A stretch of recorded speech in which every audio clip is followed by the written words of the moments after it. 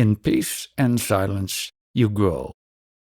The Indian tradition tells us that the guru is indispensable. What is he indispensable for? A mother is indispensable for giving the child a body, but the soul she does not give. Her role is limited. How is it with the guru? Is his role also limited, and if so, to what? Or is he indispensable generally, even absolutely? The innermost light, shining peacefully and timelessly in the heart, is the real guru. All others merely show the way. I'm not concerned with the inner guru, only with the one that shows the way. There are people who believe that without a guru, yoga is inaccessible. They are ever in search of the right guru, changing one for another. Of what value are such gurus? They are temporary, time-bound gurus. You find them in every walk of life. You need them for acquiring any knowledge or skill. A mother is only for a lifetime. She begins at birth and ends at death. She is not forever. Similarly, the time-bound guru is not forever. He fulfills his purpose and yields his place to the next. It is quite natural, and there is no blame attached to it. For every kind of knowledge or skill, do I need a separate guru? There can be no rule in these matters, except one. The outer is transient, the innermost permanent and changeless, though ever new in appearance and action. What is the relation between the inner and the outer gurus? The outer represents the inner accepts the outer for a time. Whose is the effort? The disciples, of course. The outer guru gives the instructions. The inner sends the strength. The alert application is the disciples. Without will, intelligence, and energy on the part of the disciple, the outer guru is helpless. The inner guru bids his chance. Obtuseness and wrong pursuits bring about a crisis, and the disciple wakes up to his own plight.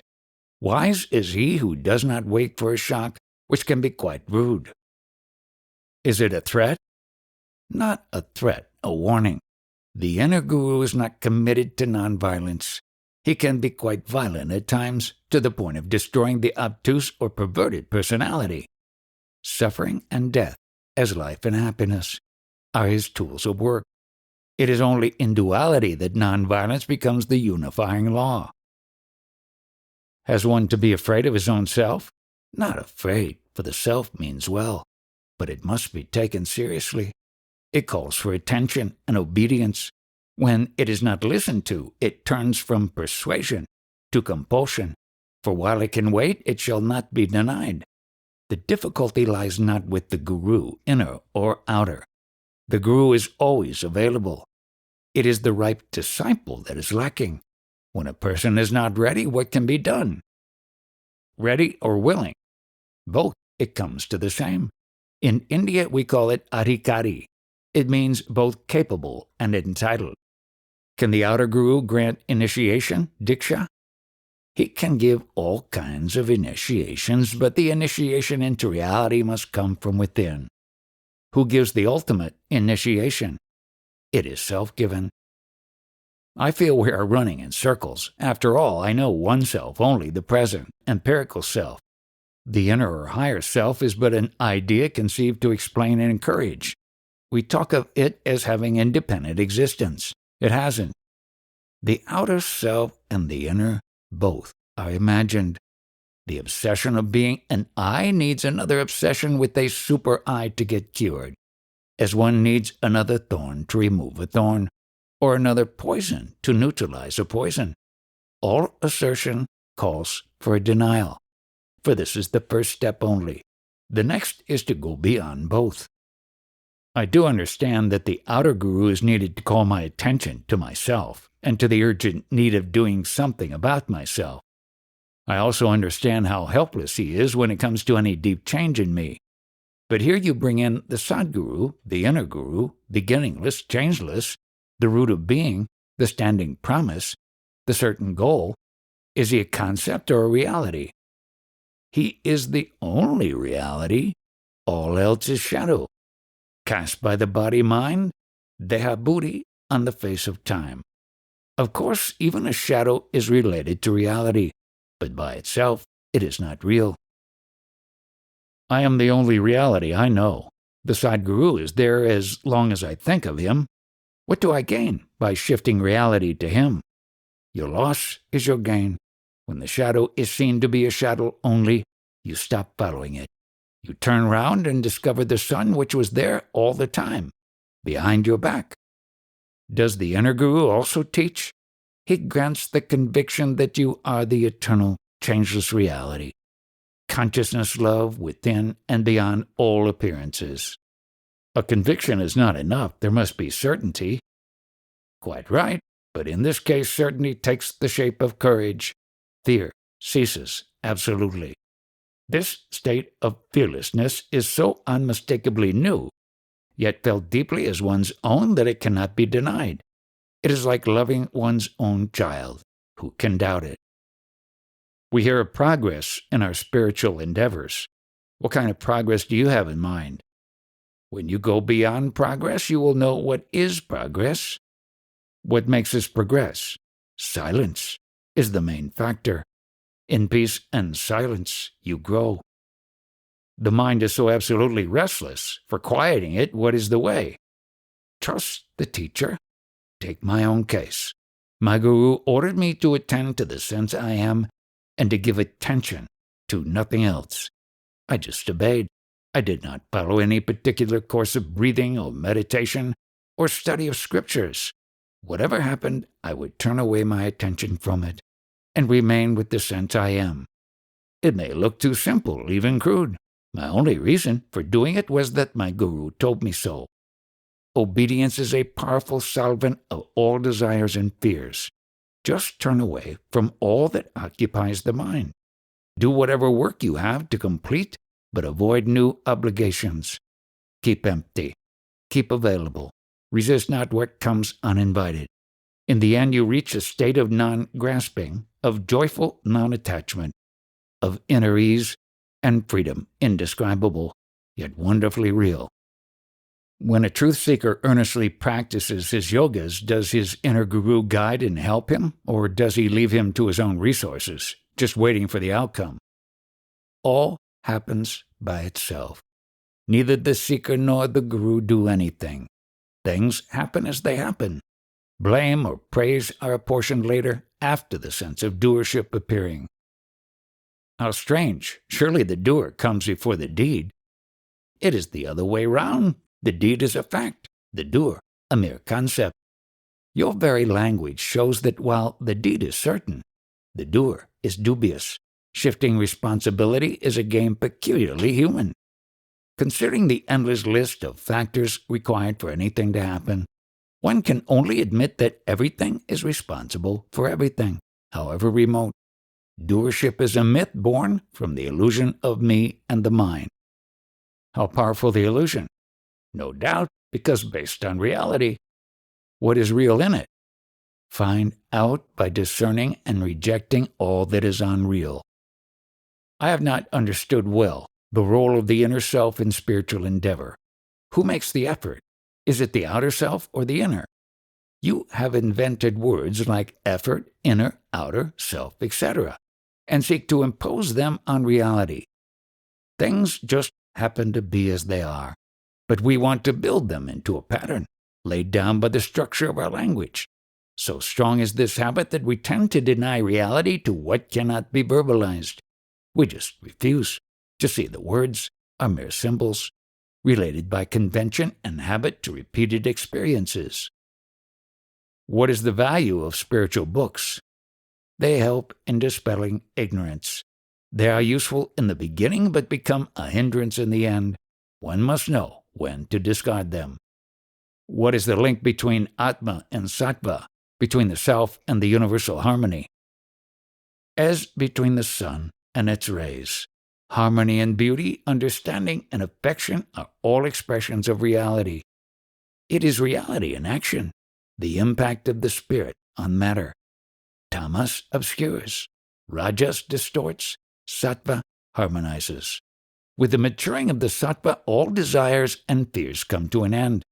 The real being is reflected in the mind undistorted. Matter is redeemed, spirit revealed. The two are seen as one. They were always one, but the imperfect mind saw them as two. Perfection of the mind is the human task, for matter and spirit meet in the mind. I feel like a man before a door. I know the door is open, but it is guarded by the dogs of desire and fear. What am I to do? Obey the teacher and brave the dogs. Behave as if they were not there. Again, obedience is the golden rule. Freedom is won by obedience. To escape from prison, one must unquestioningly obey instructions sent by those who work for one's release. The words of the Guru, when merely heard, have little power. One must have faith to obey them. What creates such faith? When the time comes, faith comes. Everything comes in time. The Guru is always ready to share, but there are no takers. Yes, Sri Ramana Maharshi used to say, Gurus there are many, but where are the disciples? Well, in the course of time, everything happens. All will come through. Not a single soul, jiva, shall be lost. I'm very much afraid of taking intellectual understanding for realization. I may talk of truth without knowing it, and may know it without a single word said. I understand these conversations are going to be published. What will be their effect on the reader? In the attentive and thoughtful reader, they will ripen and bring out flowers and fruits. Words based on truth, if fully tested, have their own power. Consciousness is an itching rash that makes you scratch. There is the body. Inside the body appears to be an observer, and outside, a world under observation. The observer and his observation, as well as the world observed, all appear and disappear together. Beyond it all, there is void.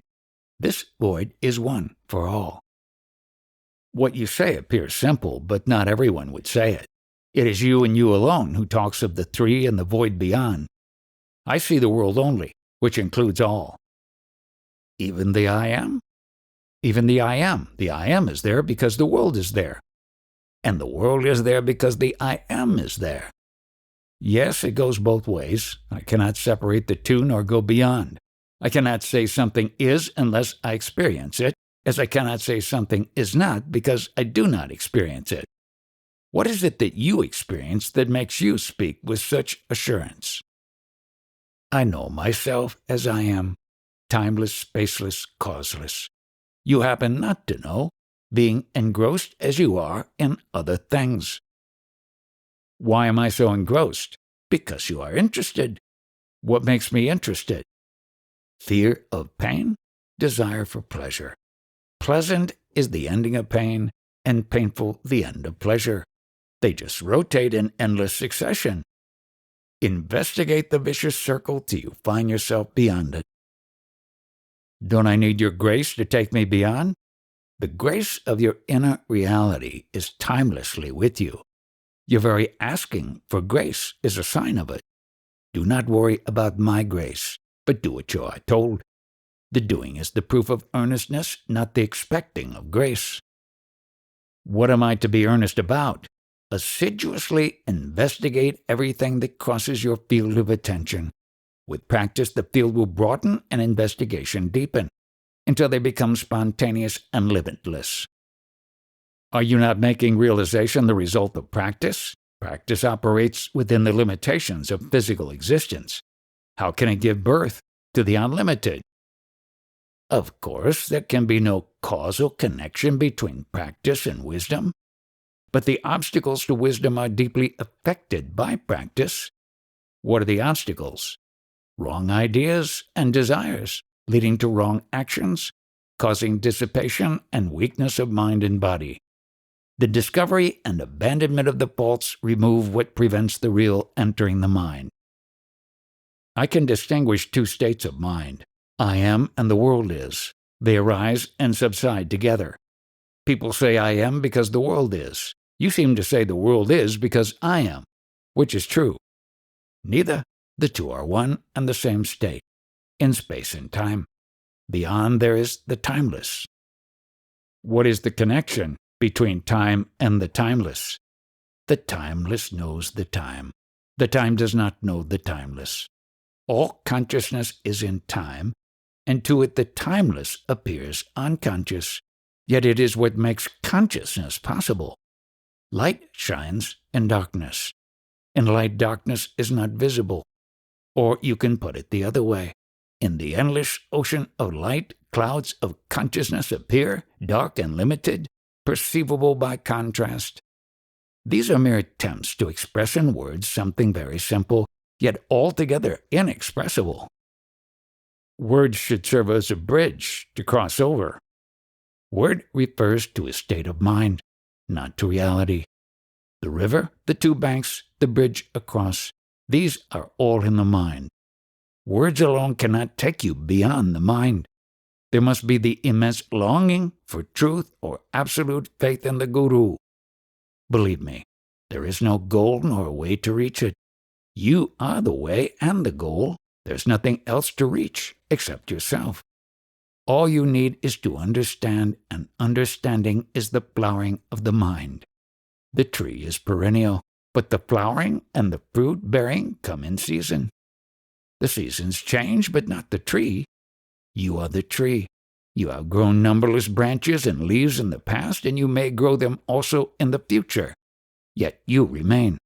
Not what was or shall be must you know, but what is. Yours is the desire that creates the universe. Know the world as your own creation and be free.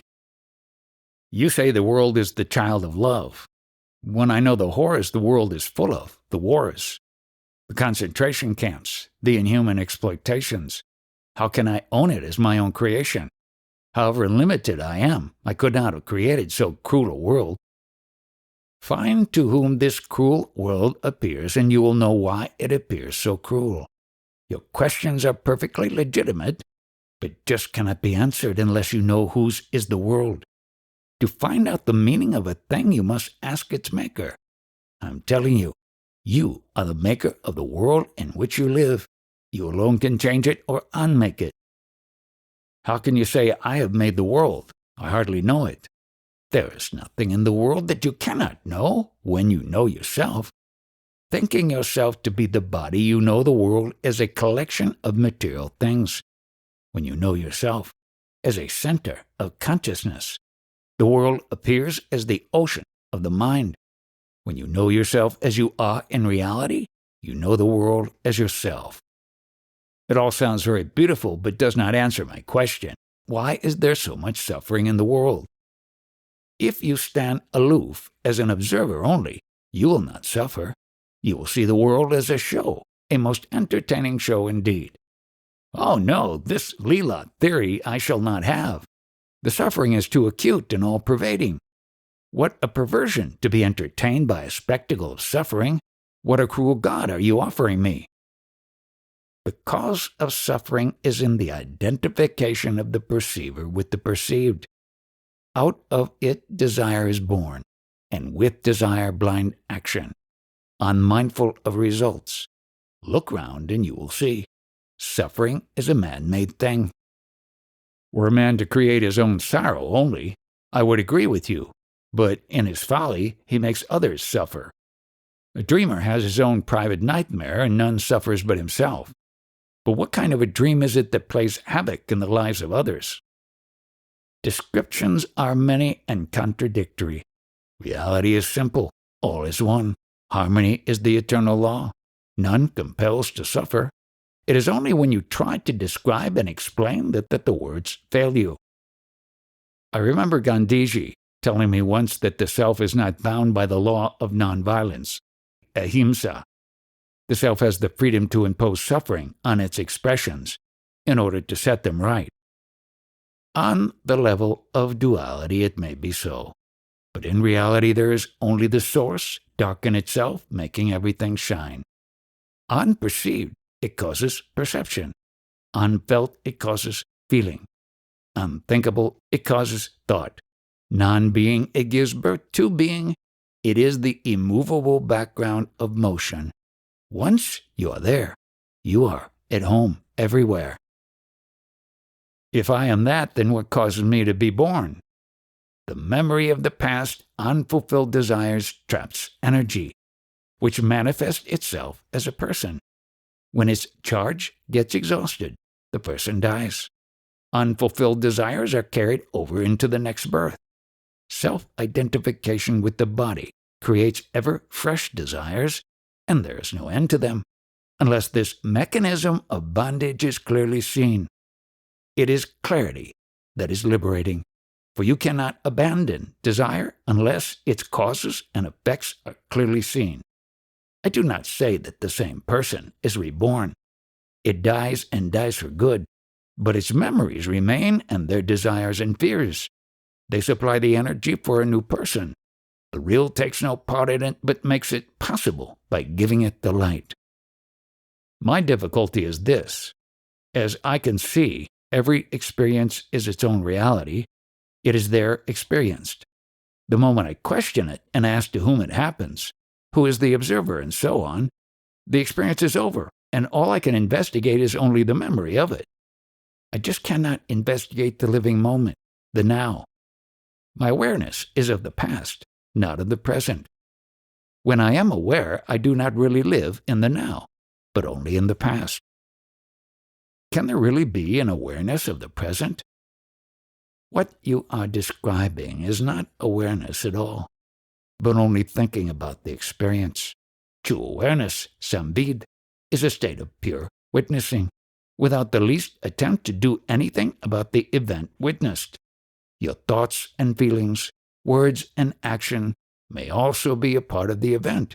You watch all unconcerned in the full light of clarity and understanding. You understand precisely what is going on, because it does not affect you. It may seem to be an attitude of cold aloofness, but it is not really so. Once you are in it, you will find that you love what you see, whatever may be its nature. This choiceless love is the touchstone of awareness. If it is not there, you are merely interested for some personal reasons. As long as there is pain and pleasure, one is bound to be interested. And as long as one is conscious, there will be pain and pleasure. You cannot fight pain and pleasure on the level of consciousness. To go beyond them, you must go beyond consciousness, which is possible only when you look at consciousness as something that happens to you and not in you, as something external, alien, superimposed. Then suddenly you are free of consciousness, really alone, with nothing to intrude, and that is your true state. Consciousness is an itching rash that makes you scratch. Of course, you cannot step out of consciousness, for the very idea of stepping out is in consciousness. But if you learn to look at your consciousness as a sort of fever, personal and private, in which you are enclosed like a chick in its shell, out of this very attitude will come the crisis, which will break the shell. Buddha said that life is suffering. He must have meant that all consciousness is painful, which is obvious. And does death offer delivery? One who believes himself as having been born is very much afraid of death. On the other hand, to him who knows himself truly, death is a happy event. The Hindu tradition says that suffering is brought by destiny and destiny is merited. Look at the immense calamities, natural or man-made, floods and earthquakes, wars and revolutions. Can we dare to think that each suffers for his own sins, of which he can have no idea? The billions who suffer, are they all criminals justly punished? Must one suffer only for one's own sins? Are we really separate? In this vast ocean of life, we suffer for the sins of others, and make others suffer for our sins. Of course, the law of balance rules supreme, and accounts are squared in the end. But while the life lasts, we affect each other deeply. Yes, the poet says, no man is an island. At the back of every experience is the self, and its interest in experience. Call it desire, call it love. Words do not matter. Can I desire suffering? Can I deliberately ask for pain? Am I not like a man who made for himself a downy bed, hoping for a good night of sleep, and then he is visited by a nightmare, and he tosses and screams in his dream, Surely it is not the love that produces nightmares. All suffering is caused by selfish isolation, by insularity and greed. When the cause of suffering is seen and removed, suffering ceases. I may remove my causes of sorrow, but others will be left to suffer. To understand suffering, you must go beyond pain and pleasure. Your own desires and fears prevent you from understanding and thereby helping others. In reality, there are no others, and by helping yourself, you help everybody else. If you are serious about the sufferings of mankind, you must perfect the only means of help you have, yourself. You keep on saying that I am the creator, preserver, and destroyer of this world, omnipresent, omniscient, omnipotent. When I ponder over what you say, I ask myself, how is it that there is so much evil in my world? There is no evil. There is no suffering. The joy of living is paramount. Look how everything clings to life, how dear the existence is. On the screen of my mind, images follow each other in endless succession. There's nothing permanent about me. Have a better look at yourself. The screen is there. It does not change. The light shines steadily. Only the film in between keeps moving and causes pictures to appear. You may call the film destiny, prarabdha. What creates destiny? Ignorance is the cause of inevitability. Ignorance of what? Ignorance of yourself, primarily. Also ignorance of the true nature of things, of their causes and effects. You look round without understanding and take appearances for reality. You believe you know the world and yourself, but it is only your ignorance that makes you say, I know.